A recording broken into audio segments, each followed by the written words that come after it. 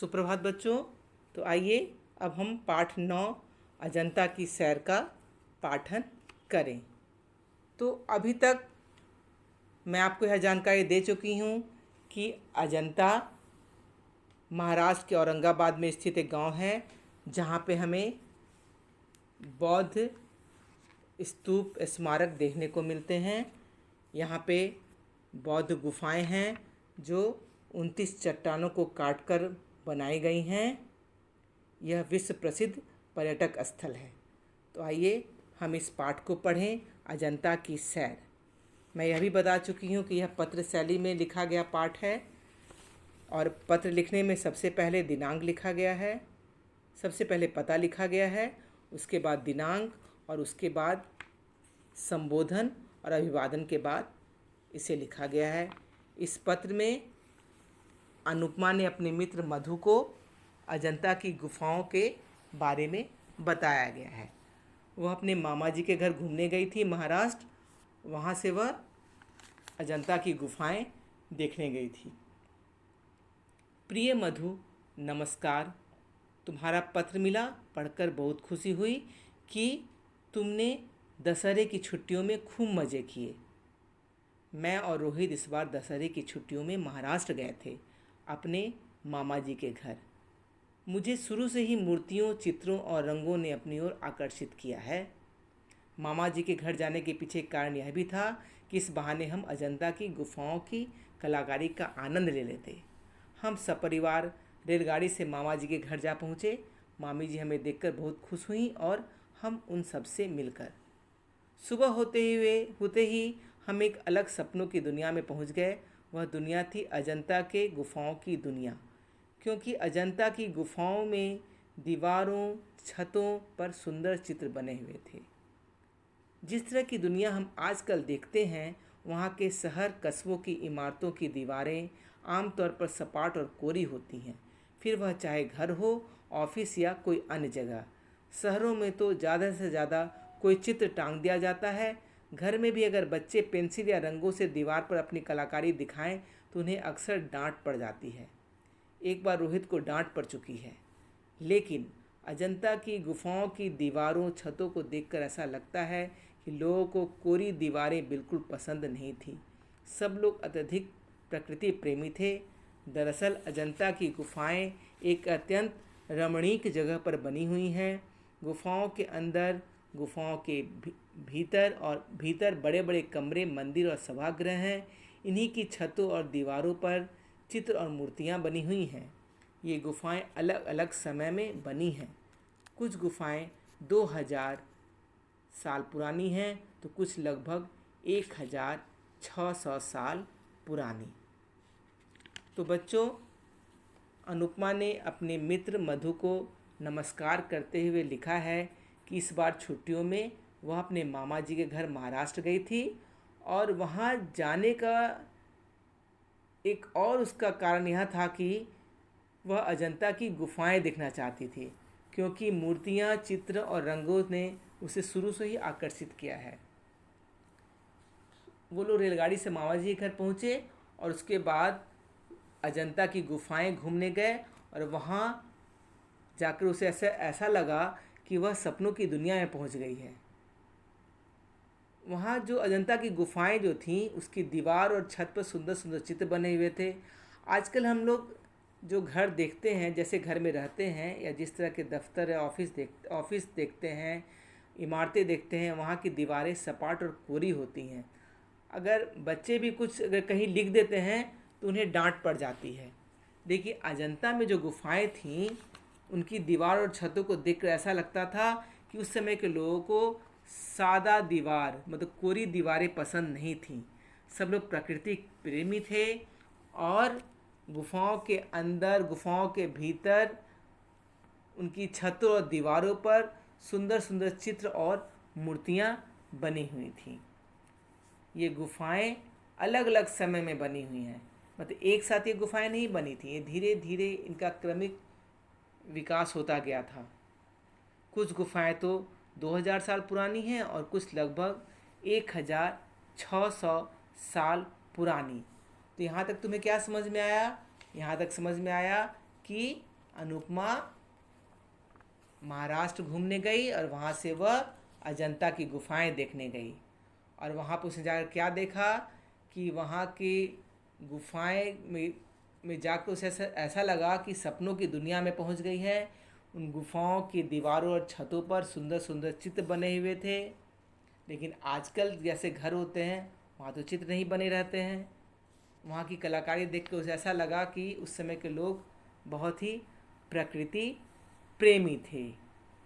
गुफाओं के अंदर और भीतर बड़े बड़े कमरे, मंदिर और सभागृह बने हुए थे। अब हम आगे पढ़ते हैं।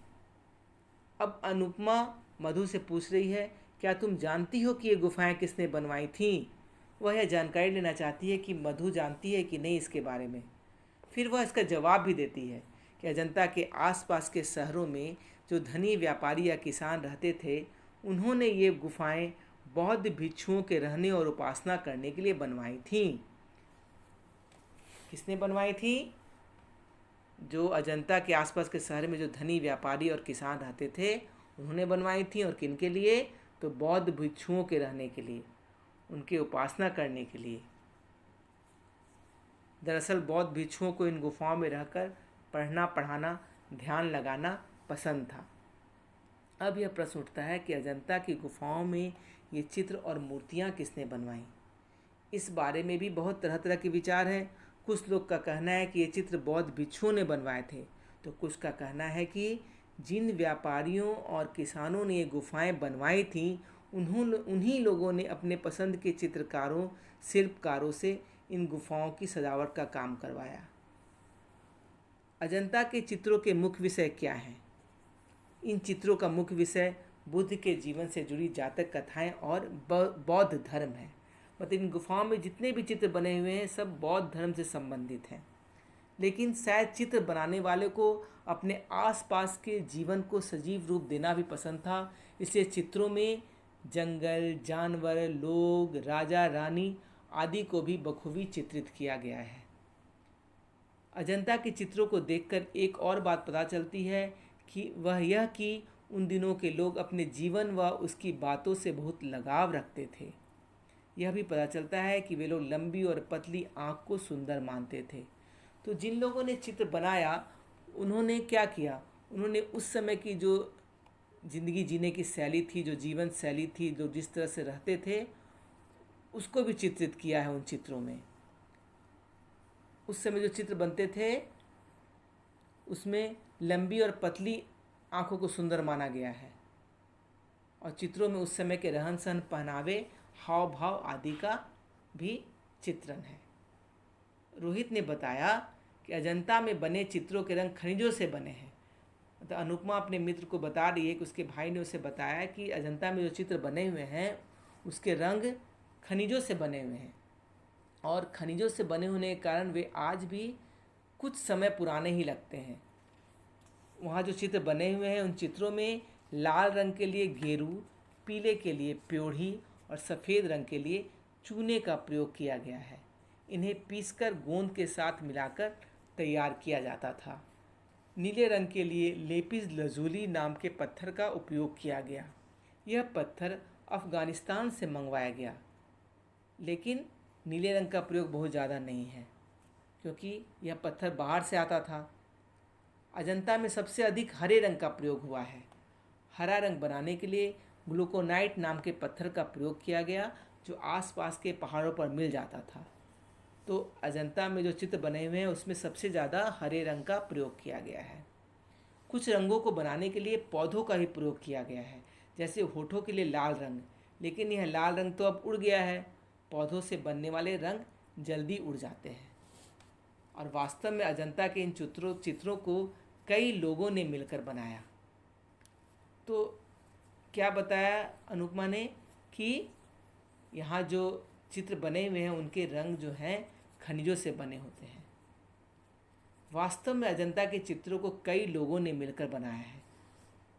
अजंता की जो में जितना चित्र बना हुआ है उसे किसी एक आदमी ने नहीं बनाया। कुछ लोग मानव आकृति बनाते थे, कुछ जानवरों के चित्र बनाते थे, कुछ पेड़ पौधों के चित्र बनाते थे, तो कुछ चित्रों में रंग भरने का काम करते थे। तो अजंता के जो चित्र हैं अनेक कलाकारों की मिली जुली प्रतिभा के उत्कृष्ट नमूने हैं। अजंता के चित्रों ने कलाकारी ने हम सभी का मन मोह लिया। अनुपमा ने लिखा है पत्र में कि वहाँ जो उसे जो कला देखने को मिली, जो चित्रकारी देखने को मिली, उसने उन सभी का मन मोह लिया। हमारी संस्कृति कितनी समृद्ध है, अजंता इस बात का प्रमाण है। अजंता की यादों को अपने मन में संजोए हम वापस आ गए, तुम्हारी सहेली अनुपमा। तो देखो अनुपमा ने मधु को किस तरह पत्र में अजंता की गुफाओं का विवरण दिया है। तो अजंता की गुफाओं के बारे में तुम्हें क्या बातें मालूम पड़ी? सबसे पहले तो मैंने तुम्हें बताया था कि ये बौद्ध स्मारक है। 29 चट्टानों को काट करके यह गुफाएं बनी हैं, मतलब 29 गुफाएं एक साथ बनी हुई हैं।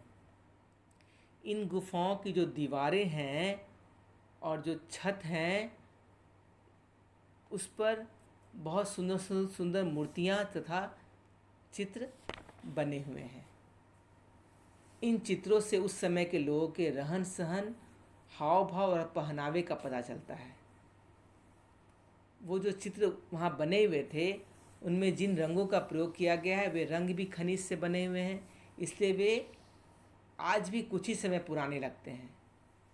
जो रंग पौधों को पीसकर बनाए गए थे वो रंग तो उड़ गए, लेकिन खनिजों से बनाए रंग आज भी उपस्थित हैं, आज भी हैं। यहाँ जो चित्र बने हैं उनका मुख्य विषय बुद्ध के जीवन से जुड़ी जातक कथाएं और बौद्ध धर्म है। जिन लोगों ने चित्र बनाया उन्होंने उस समय के लोगों की जीवन शैली का भी इसमें चित्रण किया है। उस समय जो आंखें बनती थी चित्रों की वो लंबी और पतली होती थी।